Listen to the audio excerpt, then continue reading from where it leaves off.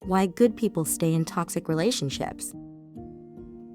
What if I told you that the people who stay the longest in toxic relationships are often the kindest?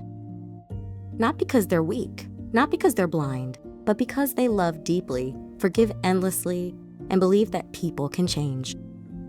The tragedy is that the very qualities that make someone a wonderful partner can become the chains that keep them trapped. So why do good people stay even when they're hurting? Let's talk about the psychology behind one of the most misunderstood questions in love. We've all seen it. A friend who keeps going back to someone who constantly lies. A family member who stays with a partner who tears down their confidence. Maybe that person is you. And if it is, this isn't a video about blaming anyone. It's about understanding what happens inside the human mind when love becomes mixed with pain. Because toxic relationships don't usually begin with abuse. They begin with hope. Imagine meeting someone who makes you feel seen. They text you constantly. They tell you they've never met anyone like you.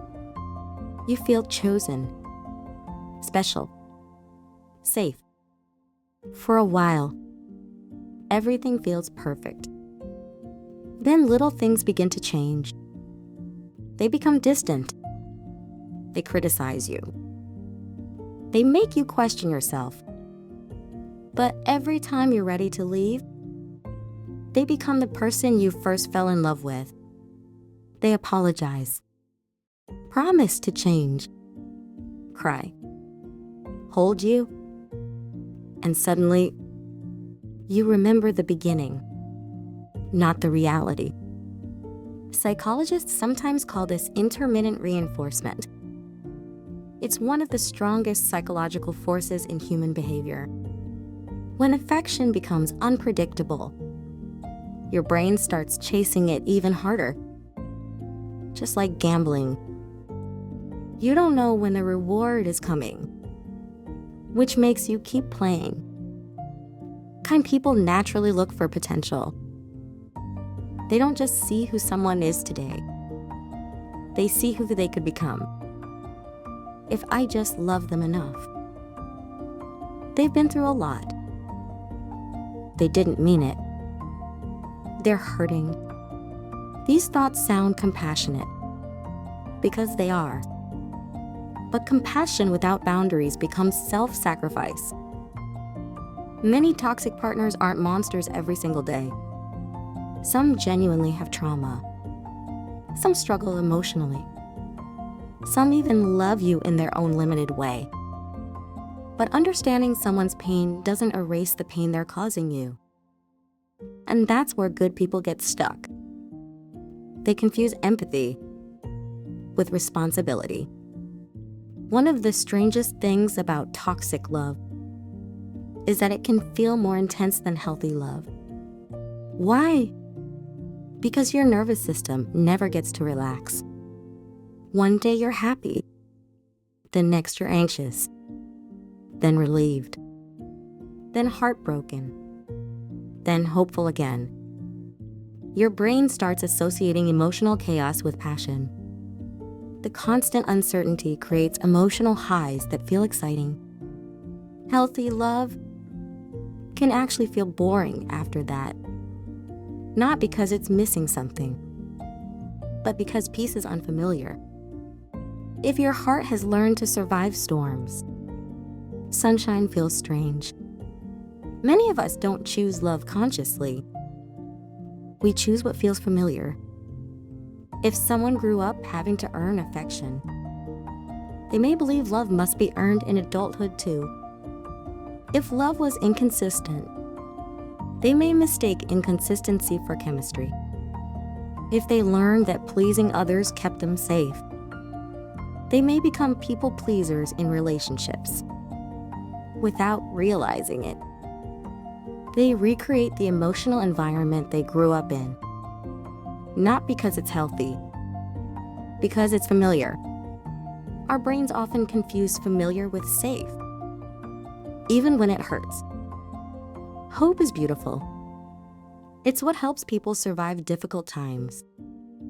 But in toxic relationships, hope can become dangerous.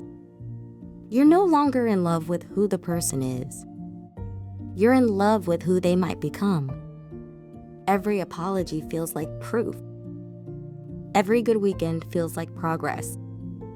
Every small improvement convinces you that lasting change is just around the corner. Months become years. Years become decades.